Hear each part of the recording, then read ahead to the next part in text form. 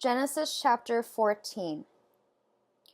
At the time when Amraphel was king of Shinar, Arioch king of Elasar, Kedorlaomer king of Elam, and Tidal king of Goyim, these kings went to war against Bera king of Sodom, Birsha king of Gomorrah, Shinab king of Admah, Shemeber king of Zeboim, and the king of Label, that is Zor.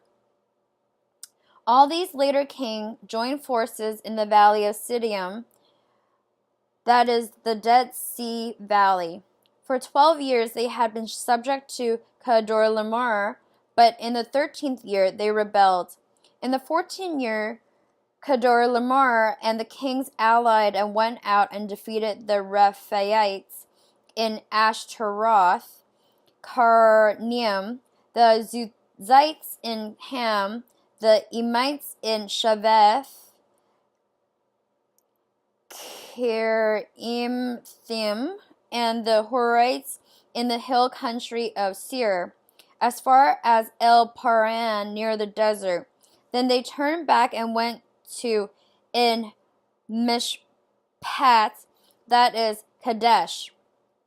And they conquered the whole territory in the Amalekites, as well as the Amorites, who were living in Hazon Tamar.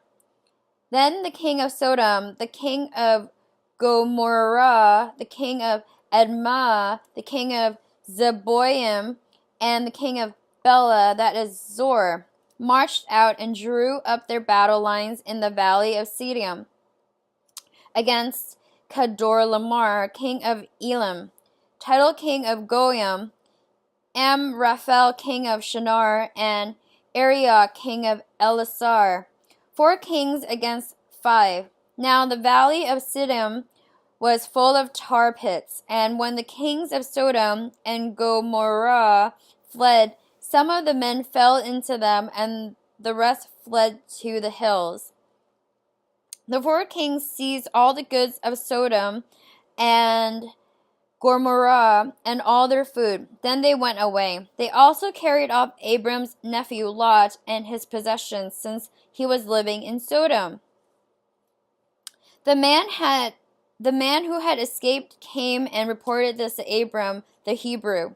Now Abram was living near the great trees of Mamre, the Amorite, the brother of Eshcol and Aner, all of whom were allied with Abram. When Abram heard that his relative had been taken captive, he called out 318 trained men born in his household and went in pursuit as far as Dan.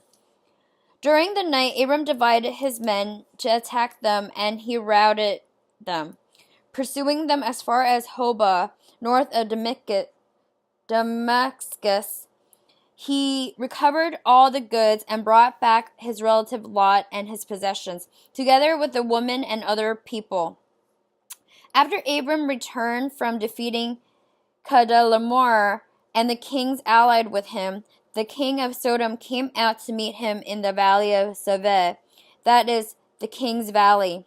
Then Melchizedek, king of Salem, brought out bread and wine. He was priest of God Most High, and he blessed Abram, saying, "Blessed be Abram by God Most High, creator of heaven and earth, and praise be to God Most High, who delivered your enemies into your hand." Then Abram gave him 10th of everything. The king of Sodom said to Abram, "Give me the people and keep the goods for yourself." But Abram said to the king of Sodom, "With raised hand I have sworn an oath to the Lord, God Most High, creator of heaven and earth, that I will accept nothing belonging to you, not even a thread or the strap of a sandal, so that you will never be able to say, 'I made Abram rich.' I will accept nothing but what my men have eaten, and the share that belongs to the men who went with me. To Aner, Eshcol, and Mamre, let them have their share."